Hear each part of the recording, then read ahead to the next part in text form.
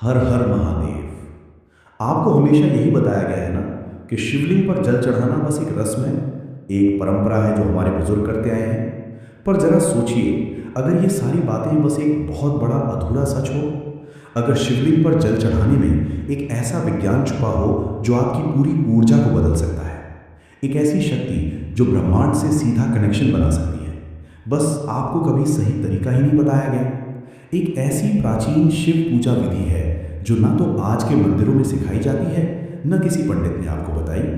इतनी ताकतवर कि अगर हर भक्त इसे सही तरीके से करने लगे तो मनोकामना पूर्ति इतनी तेज हो जाए कि लोग हैरान रह जाएं। ये कोई अंधविश्वास नहीं है, ये कोई दिखावे की पूजा नहीं है, ये तो उस ब्रह्मांडीय ऊर्जा को जगाने का तरीका है जिसे हमारे ऋषि सदियों पहले जानते थे और जिसे आज की भाग दौड़ भरी पूजा में भुला दिया गया है।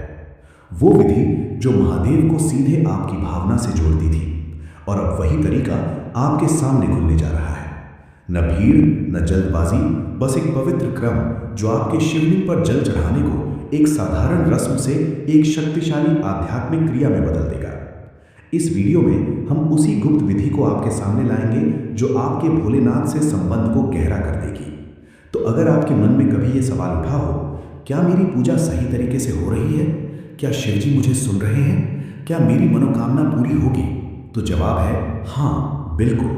बस अब वक्त आ गया है उस सही क्रम को जानने का जो शायद सदियों से बस इंतजार कर रहा था, आपके जागने का। आज हम मंदिर जाते हैं तो क्या होता है, भीड़ में लाइन लगाते हैं, जल्दी जल्दी शिवलिंग पर जल डालते हैं, घंटी बजाते हैं और बाहर आ जाते हैं। 5 मिनट की पूजा, 10 मिनट की लाइन, और सोचते हैं हो गया भोले का दर्शन। लेकिन पुराने जमाने में ऐसा नहीं था।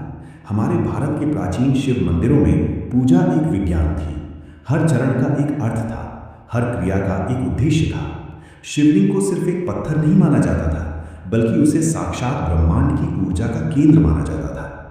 आगम शास्त्रों में लिखा है कि शिवलिंग वो बिंदु है जहां से सृष्टि की उत्पत्ति हुई।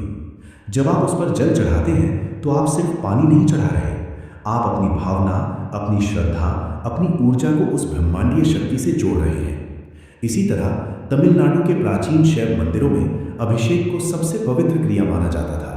वहाँ के पुजारी महीनों तक ट्रेनिंग लेते थे कि कैसे सही तरीके से जल चढ़ाना है, क्योंकि वो जानते थे कि गलत तरीके से की गई पूजा न केवल फलदायी नहीं होती, बल्कि कभी कभी उल्टा असर भी डाल सकती है।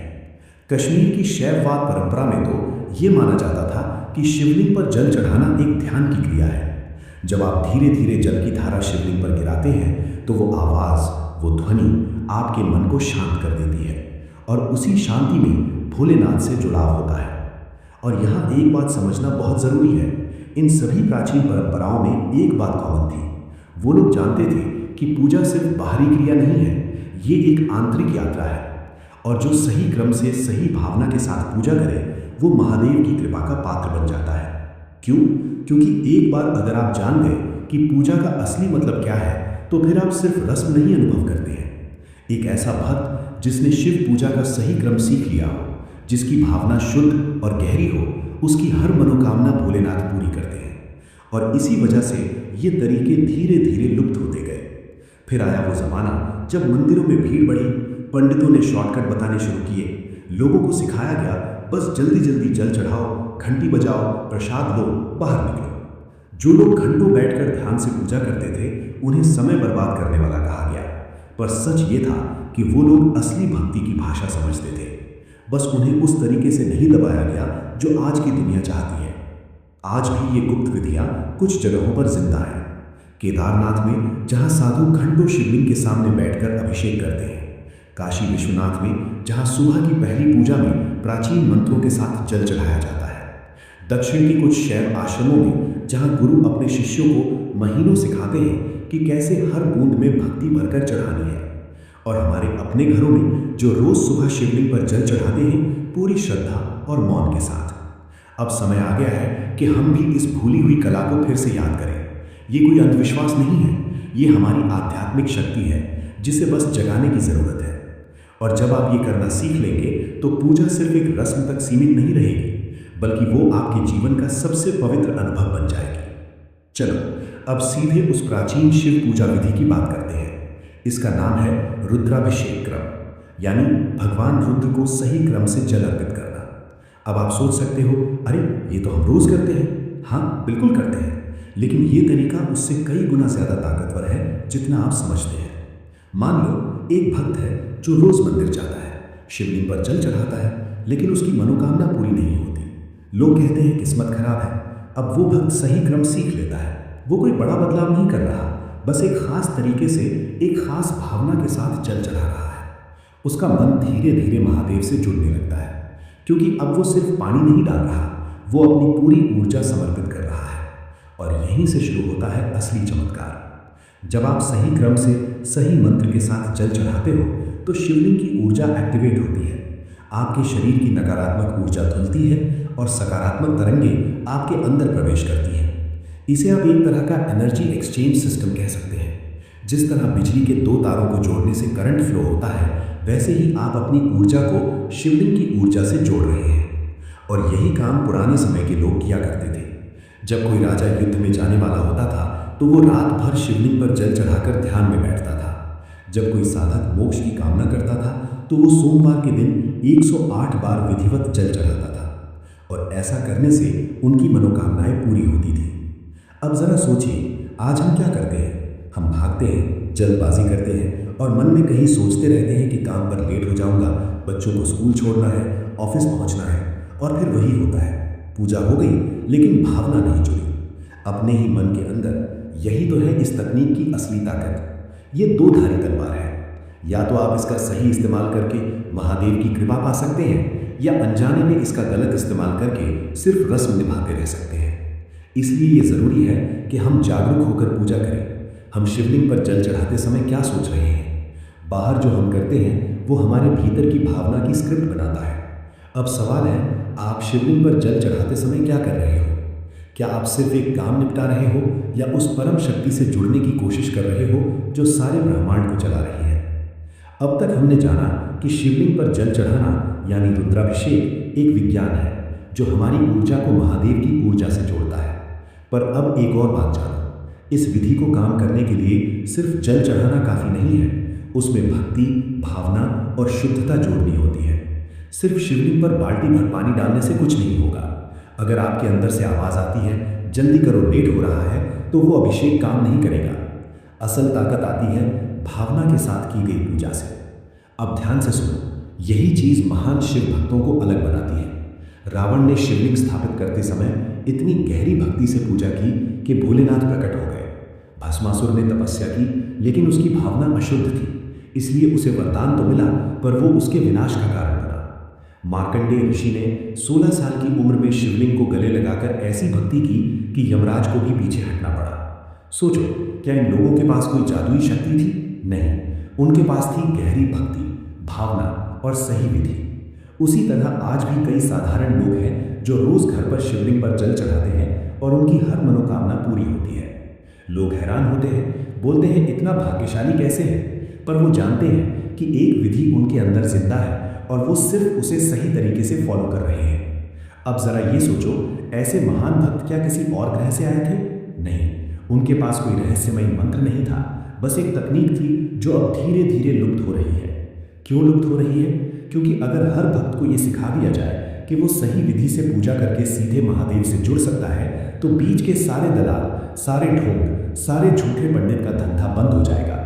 फिर ना किसी को डराकर पैसा लिया जा सकता है, न गलत विधि सिखाकर बार बार बुलाया जा सकता है। और यही वजह है कि इस ज्ञान को धीरे धीरे कॉम्प्लिकेटेड बना दिया गया। कहा गया, बिना पंडित के पूजा मत करो, बिना दक्षिणा दिए फल नहीं मिलेगा। लोगों को सिखाया गया, मंदिर जाओ, दान करो, खुद पर भरोसा मत करो। पर असली सच ये है, हर महान शिव भक्ति, हर सच्चा रुद्राभिषेक पहले किसी के घर में, किसी के दिल में ही शुरू हुआ था। अब सवाल ये है, क्या शिवलिंग पर जल चढ़ाना कोई खेल है? नहीं, ये श्रद्धा, पवित्रता और समर्पण का अभ्यास है। हर दिन कुछ मिनट के लिए अपने मन को शांत करके भोलेनाथ को जल अर्पित करना। पर ध्यान रखना, उस जल के साथ दिल से भावना जोड़ना जरूरी है। मतलब सिर्फ ये सोचना नहीं कि मैं पूजा कर रहा हूँ, बल्कि उसे इस तरह महसूस करना जैसे भोलेनाथ सामने खड़े हैं और आप उन्हें स्नान करा रहे हैं।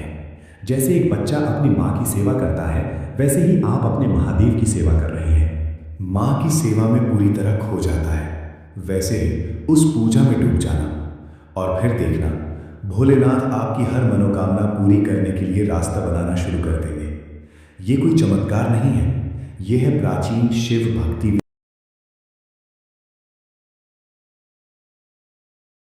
शुरू कर देंगे।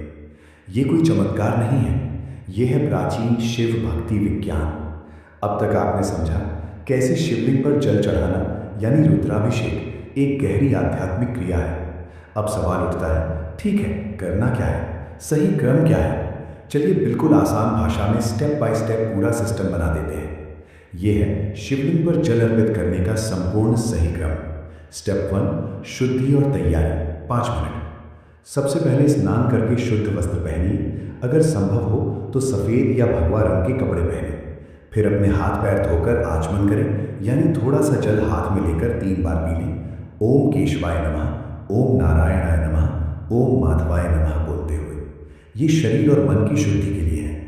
अब शिवलिंग के सामने बैठे एक गहरी सांस लें और अपने मन को शांत करें। सोचें कि आप अब भोलेनाथ की उपस्थिति में हैं। स्टेप 2, संकल्प लेना 2 मिनट। अब अपने दाहिने हाथ में थोड़ा सा जल लें और संकल्प बोलें, ओम श्री महागणाधिपतये नमः, अद्य सर्व कार्य सिद्ध्यर्थम श्री महादेवस्य प्रीत्यर्थम जलाभिषेकम करिष्ये। मतलब आज मेरे सभी कार्यों की सिद्धि के लिए और महादेव को प्रसन्न करने के लिए मैं जल अभिषेक करूंगा। ये संकल्प आपकी पूजा को दिशा देता है। अब उस जल को शिवलिंग के आधार पर छोड़ दें। स्टेप 3, गणेश पूजन 1 मिनट। किसी भी पूजा की शुरुआत गणेश जी से होती है। शिवलिंग के पास अगर गणेश जी की मूर्ति या तस्वीर है तो उन्हें प्रणाम करें। ओम गं गणपतये नमः बोले। अगर मूर्ति नहीं है तो मन में ही गणेश जी का ध्यान करें और विघ्नहर्ता से प्रार्थना करें कि मेरी पूजा में कोई विघ्न न आए। स्टेप 4, ध्यान करें महादेव का 2 मिनट। अब शिवलिंग को देखें, आंखें बंद करें और मन में महादेव का ध्यान करें। कल्पना करें कि शिवलिंग के अंदर साक्षात भोलेनाथ विराजमान है। जटाओं में गंगा है, मस्तक पर चंद्रमा है, गले में नीलकंठ की नीलिमा है, त्रिशूल और डमरू हाथों में है। ये ध्यान आपकी भक्ति को गहरा करता है। स्टेप 5, अब जल अभिषेक का सही क्रम 10 से 15 मिनट। ये सबसे महत्वपूर्ण चरण है, ध्यान से सुनिए। एक लोटे या कलश में शुद्ध जल भरें। अगर गंगा जल हो तो सर्वोत्तम, नहीं तो घर का साफ जल भी चलेगा। अब उस जल में थोड़ा सा दूध मिला सकते हैं, वैकल्पिक है लेकिन शुभ माना जाता है। अब बहुत महत्वपूर्ण, धीरे धीरे जल चढ़ाएं। एकदम से पूरा लोटा उड़ेल देना गलत है। शिवलिंग के ठीक ऊपर से शुरू करें, जहां बिंदु या शिखर है वहां से धीरे धीरे पतली धार में जल गिराएं। जल को शिवलिंग के चारों ओर घूमने दें, ये प्रदक्षिणा का प्रतीक है। जब जल शिवलिंग पर गिर रहा हो तो ये मंत्र बोले, ओम नमः शिवाय, या फिर ओम त्रयंबकम यजामहे सुगंधिम पुष्टिवर्धनम उर्वारुकमिव बंधनान् मृत्योर्मुक्षीयमामृतात्। ये महामृत्युंजय मंत्र है, बहुत शक्तिशाली है। अगर ये नहीं आता तो बस ओम नमः शिवाय ही बोलते रहें। हर बूंद में भावना भरें। सोचें कि आप भोलेनाथ को स्नान करा रहे हैं, उनकी शरीर की धूल धो रहे हैं, उनकी सेवा कर रहे हैं। कम से कम 108 बार ओम नमः शिवाय बोलें जब तक जल चढ़ा रहे हैं। माला से गिन सकते हैं या मन में काउंट कर सकते हैं। जल अभिषेक के बाद शिवलिंग को साफ जल से एक बार और धो दें। ये अंतिम स्नान है। स्टेप 6, बिल्व पत्र और पुष्प अर्पण 3 मिनट। जल अभिषेक के बाद बिल्व पत्र यानी बेल के पत्ते चढ़ाएं। 3-3 पत्तों का एक समूह शिवलिंग पर रखें, ओम नमः शिवाय बोलते हुए। बिल्व पत्र भगवान शिव को अत्यंत प्रिय है। अगर बिल्व पत्र नहीं है तो धतूरा के फूल, सफ़ेद आग के फूल या कोई भी सफ़ेद पुष्प चढ़ा सकते हैं, लेकिन ध्यान रहे केतकी का फूल कभी नहीं चढ़ाना, ये वर्जित है। स्टेप 7, धूप, दीप और नैवेद्य 3 मिनट। अब धूप अगरबत्ती जलाएं और शिवलिंग के सामने 3 बार घुमाएं, दक्षिणावर्त यानी दाईं ओर। फिर घी का दीपक जलाएं और वैसे ही 3 बार आरती करें। अब नैवेद्य यानी प्रसाद चढ़ाएं, फल, मिठाई या जो भी आपने बनाया हो। ओम नमः शिवाय बोलते हुए भोलेनाथ को भोग लगाएं। स्टेप 8, आरती और प्रार्थना 5 मिनट। अब शिव आरती करें। जय शिव ओंकारा हरि ओंकार, ब्रह्मा विष्णु सदाशिव अर्धांगीधारा। अगर घंटी है तो बजाएं, ताली बजा सकते हैं। पूरे भाव से आरती गाएं। आरती के बाद हाथ जोड़कर प्रार्थना करें, हे भोलेनाथ, आपने मुझे ये अवसर दिया कि मैं आपकी पूजा कर सकूं। इसके लिए आपका धन्यवाद। मेरी सभी मनोकामनाएं पूर्ण करें, मुझे और मेरे परिवार को स्वस्थ और सुखी रखें और मुझे हमेशा आपकी भक्ति में लगाए रखें। ओम नमः शिवाय। स्टेप 9, प्रदक्षिणा और प्रणाम 2 मिनट। अब खड़े हो जाएं और शिवलिंग की 3 या 7 बार प्रदक्षिणा करें, यानी दाईं ओर से घूमकर परिक्रमा करें। हर प्रदक्षिणा में ओम नमः शिवाय बोलें। अंत में शिवलिंग के सामने साष्टांग प्रणाम करें, यानी पूरे शरीर से लेट जाएं या फिर बैठकर माथा टेकें और मन में कहें, हे महादेव, मैं आपके चरणों में समर्पित हूँ। स्टेप 10, प्रसाद ग्रहण और मौन 3 मिनट। अब उठें, प्रसाद ग्रहण करें, थोड़ा सा खुद खाएं, बाकी परिवार में बांटें। प्रसाद लेने के बाद कुछ देर मौन रहें, भोलेनाथ के ध्यान में बैठें, उनकी उपस्थिति को महसूस करें। ये बहुत ज़रूरी है। पूजा के तुरंत बाद बातें करना या शोर करना पूजा की ऊर्जा को तोड़ देता है। कुछ ज़रूरी बातें याद रखें। अगर रोज़ नहीं कर सकते तो सोमवार को ज़रूर करें, लेकिन कंसिस्टेंसी बनाए रखें। शिवलिंग हमेशा साफ रखें, धूल या गंदगी ना जमने दें। जल अभिषेक के बाद का जल फेंके नहीं, उसे किसी पौधे में डाल दें या साफ जगह पर। महिलाएं मासिक धर्म के दौरान शिवलिंग को छू नहीं सकती, लेकिन दूर से प्रणाम कर सकती हैं और मन में पूजा कर सकती हैं। पूजा करते समय मोबाइल फ़ोन दूर रखें, किसी तरह की डिस्ट्रैक्शन ना हो। जल अभिषेक तांबे के लोटे से करें तो सर्वोत्तम। तांबा पॉजिटिव एनर्जी का कंडक्टर है। अगर घर में शिवलिंग नहीं है तो मंदिर जाकर भी यही क्रम फॉलो कर सकते हैं, सिर्फ थोड़ा एडजस्ट करना होगा। अब सोचो, अगर रोज़ या हफ्ते में एक बार इस सही क्रम से पूजा की जाए तो आपकी भक्ति कितनी गहरी हो जाएगी। भोलेनाथ से आपका कनेक्शन कितना मजबूत हो जाएगा और आपकी हर मनोकामना कैसे पूरी होने लगेगी। अब ज़रा कुछ पल के लिए चुपचाप बैठो और सोचो, क्या हो अगर तुम सच में महादेव से जुड़ जाओ।